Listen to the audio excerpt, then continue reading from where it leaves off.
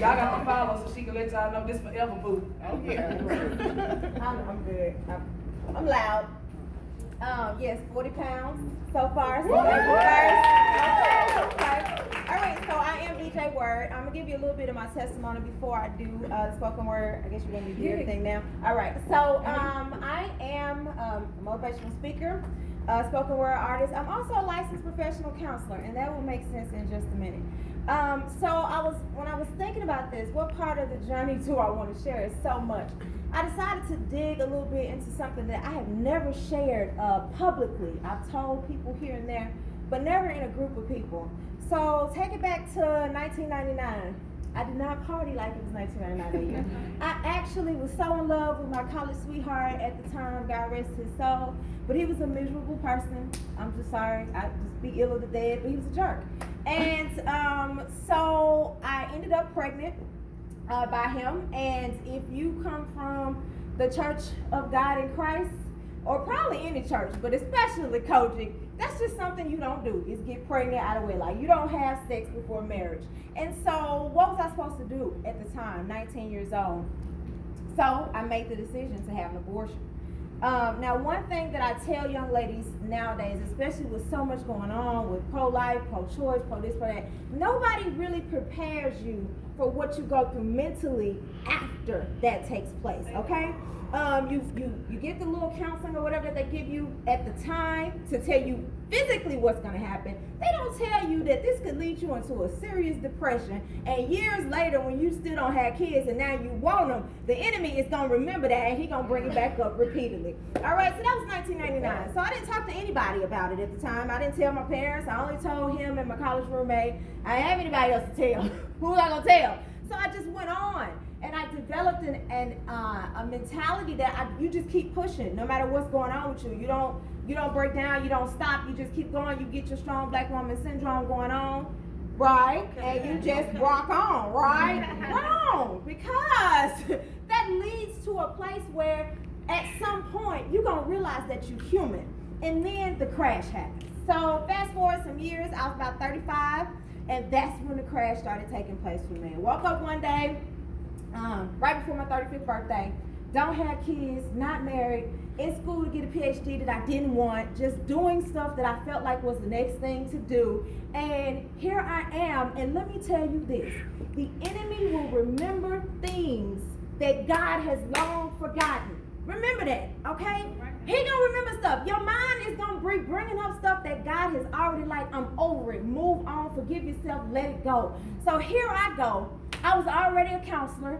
I'm going to work every single day, helping other people, and I'm spiraling down into what I didn't know at the time was the deepest depression, 3 years off and on, that it took me before I was able to get out of that. I went to work most days. I was working in a mental health facility.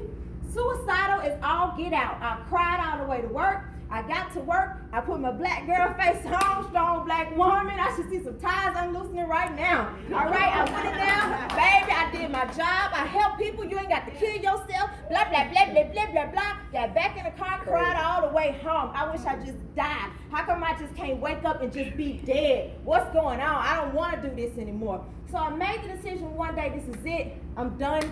I'm going to go ahead and take some pills, and I'm going to let this be that. God showed me a vision of myself. I was literally sitting on the couch, and he showed me a vision of myself waking up in the hospital after having taken those pills, pissed off because I was still alive.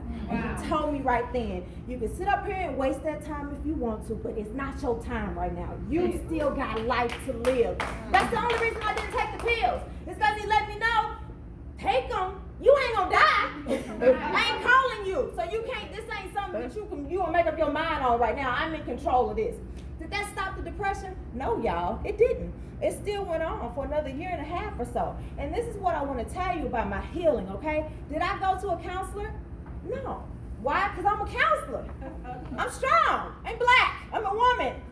I'm not supposed to be going through this, all right? I got to keep my face straight. I got to keep my makeup right. I got to keep everything in control. So I talked to some of my counselor friends. I got counseling that way. But actually going to therapy like I should have, no, not at the time. I didn't talk to my mom, didn't talk to my dad, didn't talk to my brother. I just kept pushing. Healing for me was a process. And for sometimes, guys, healing is a miracle. You wake up and you feel better, whatever's going on physically in your body, now you heal from it. But for me, I had to fight for this thing. You understand? I had to keep going back. I had to keep going to the altar. I had to keep going to church. I had to keep praying. I had to keep telling myself, I can get through this. I can make it. I had some days where I didn't want to get up out the bed. Some days where I didn't want to take a shower. I had to learn how to celebrate when I did want to get up and put my clothes on. You understand? It was not something that happened overnight. I had to fight for that thing. And understand this, on the other side of depression, which is where I stand now, I never took medication, but I'm not against it if that's what you need. I realized there were some things going on with me physically as well. Once I was able to get my iron levels right, that started to help a little bit. But let me tell you this about depression. When you break up from that joker is like a bad boyfriend that just keep coming back. You want to go out? You want to have dinner? No! I don't want to have nothing with you. So I said that to say this. If you struggle with depression, sometimes even when you beat it and you're on the other side of it, it's going to knock on your door. It's going to be like, let me in. I just want to hug you. I just want to be your friend. So I had to fight that back in my thoughts. I had to make up my mind that I am too good to be depressed. Yes. God ain't got that for me. That's not part of the plan. I'm too good to give a day to sadness. Do I have down times? Absolutely. But I promise you, I'm as happy as I post to be on social media. Yes. You understand? Because I embrace my life for what it is and where it is. And I started to look at what I do have instead of what I don't have. 38 now, still don't have children. If that's in the plan for me, I'll have some from my womb. If it ain't, I can go adopt some. I'm not going to let what happened way in my past keep on dictating my present and my future. One thing that I didn't remember when I was going through all of that, and this is what I want to leave with y'all. I didn't remember when I was going through that I was surviving at the same time. That's what we forget. No matter what happened to you yesterday, you survived it. No matter what happened to you last month, you survived it. No matter what happened to you last year, you survived it. We think about that when we get on the other side of it. But right when you in the thick of that thing, when that brother leave you, when you at the divorce court, when you got beat, when you, whatever it is, right in the middle of it, if you still here, you didn't lose your mind. I don't care if it took you 15 days to come up with the money for your bill. You survived that. And that says a lot about you. So what helps me fight depression today is remembering I have to look at myself and say, you know what, baby girl, if you survive that, you can survive this. Period. All right. So let me take a little sip of that. Girl, get you some more.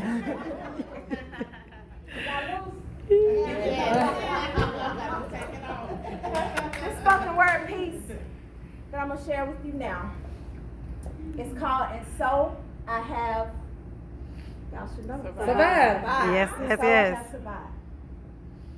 You have the nerve to ask me if I have survived? Well, come closer, brace yourself, and look deep in my eyes. Can't you tell I press toward the mark for the prize? I'm young and young at heart. Brown eyes ain't been affected by time, but this old soul look back and wonder how I stayed alive. Brave spirit, strong soldier, standing on the front line. I took the best shot of Beelzebub, but so I have survived. More than a conqueror, though hated and despised. Stepped on and left out, but so I have survived. This mind has struggled through the weight of the world. I got caught up in my sins, but I dipped my hands in the blood of the Lamb, and now I feel my power within. Depression used me. Alcohol abused me. Spiritually, mentally, emotionally confused. Virtue's gone, aborted it. Misused a time or two. Stabbed my back, pushed me down, and you left me for dead. You had no idea that you was making room for the glory in the lifter up of my head. He came through for me just like a nuclear warhead and avenged me right on time. I stretched forth my hands. I shook off the burden, and so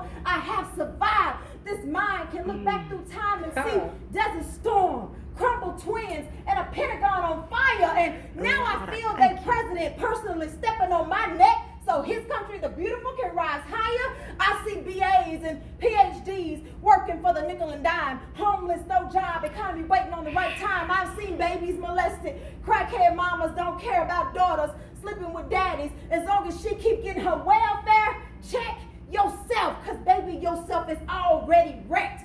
I see Black Lives Matter parades and the KKK marching for the rights, but through it all, I got brought out of darkness into his marvelous light, and so I have survived. Yes. I've seen so-called leaders turn their back on the people and preachers turn on their wives, divorce rates at all-time highs, empty pews where it used to be saints, empty hearts where it used to be love, empty brains where it used to be thoughts, and silly rebellious Negroes who refuse to be taught. But so I have survived. These ears have heard lethal mouths destroy dreams worse than maggots on a corpse.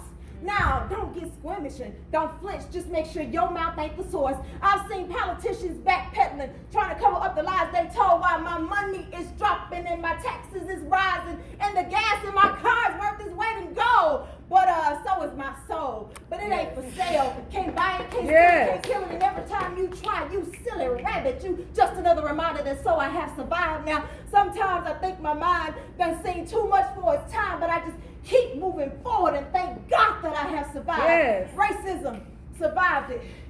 Empty wallet, survived it. Rejection, survived it. Hated on, misused, misunderstood, abused, lied on, lied to, not trusted, disgusted, heartbroken, browbeaten, backstabbed, unloved, and all the sorrow, hurt, guilt, pain, and shame of defeated life of sin. Wondering was I ever gonna win? Thinking, my God, how long is this gonna last? All the while, he was whispering, my child, this too shall pass. Yes. And so, I have survived. But don't turn your back on me now. Don't applaud and leave just yet. See, me and this journey, we just met. And so I have survived. But keep your eyes open for what's next. See, the easy part was to survive. But stay tuned for part 2, because now you get to watch me thrive. Yes.